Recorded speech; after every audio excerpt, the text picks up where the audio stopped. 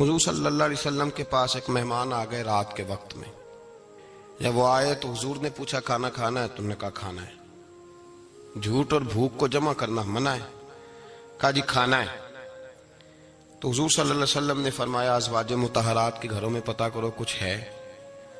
حضرت ام سلمہ کے گھر میں پتہ کیا تو کہا یا رسول اللہ 4 دن سے روٹی نہیں پکی. حضرت زینب سے پوچھا تو کہا حضور کئی دن سے چولہا ہی نہیں جلایا. حضرت عائشہ صدیقہ، حضرت میمونہ، حضرت سودا، تمام گھروں سے بظاہر یہ 2 جہاں کے شاہ ہیں، پر پاس کچھ رکھتے نہیں. 2 جہاں کی نعمتیں ہیں ان کے خالی ہاتھ میں. ہر چیز ہے پر فقر اختیاری ہے. کوئی شے نہ ملی تو نبی پاک صلی اللہ علیہ وسلم نے مسجد میں اعلان کیا، فرمایا کون ہے جو میرے مہمان کو روٹی کھلائے؟ ان لفظوں کا حسن کوئی حسن والا ہی سمجھ سکتا ہے. فرمایا کون ہے جو میرے مہمان کو کھانا کھلائے؟ تو ایک صحابی لے گئے اور اٹھے وہ صحابی جو صحابہ میں غریب تھے، ایک انصاری جو غریب آدمی تھے.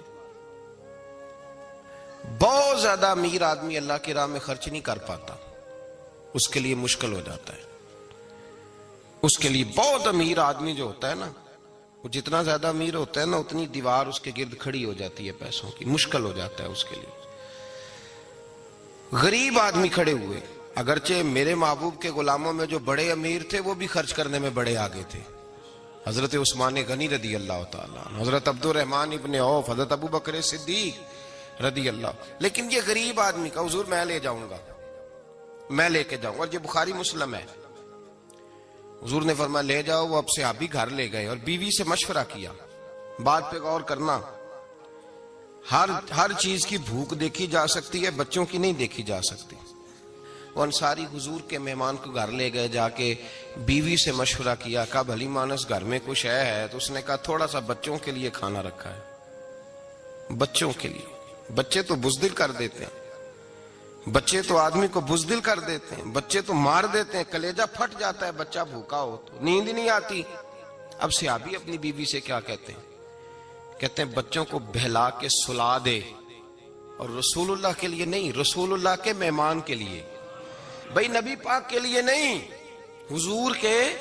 تجھ سے در در سے سگ اور سگ سے ہے مجھ کو نسبت، میری گردن میں بھی ہے دور کا پٹکا تیرا. تجھ سے در در سے سگ سگ سے ہے مجھ کو نسبت. لمبی بات ہے. کہ بچوں کو سلا دو. بی بی نے بچوں کو سلا دیا تو میاں بیوی کا مشورہ ہوا کہ مہمان کے ساتھ بیٹھ کے روٹی کھانا بھی سنت ہے. تو اب مہمان کے ساتھ بیٹھ کے کھانا بھی ہے تو کھانا ہے 1-2 آدمی کا. اب خاوند اپنی بیوی کو تیار کرتا ہے کہ میں بھی کھانے پہ بیٹھ جاؤں گا، تو بھی بیٹھ جانا. اور جب مہمان کھانے میں ہاتھ ڈال لے تو اٹھنا، کہنا او ہو دیا تو صحیح کیا ہی نہیں، ابھی بجھ جائے گا، اور جا کے دیا بجھا دینا. ہم ہاتھ ہلاتے رہیں گے، مہمان روٹی کھاتا رہے گا.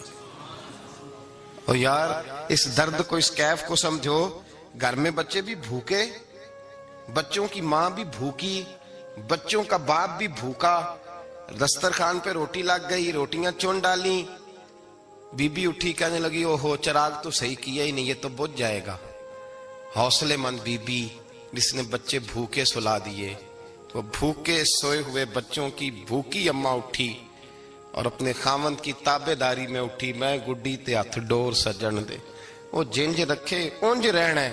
اٹھی اور اس نے نہ دیا ٹھیک کرنے کے بہانے بجھا دیا. مہمان روٹی کھاتا رہا اور رسول اللہ کے نوکر قربانی دیتے رہے.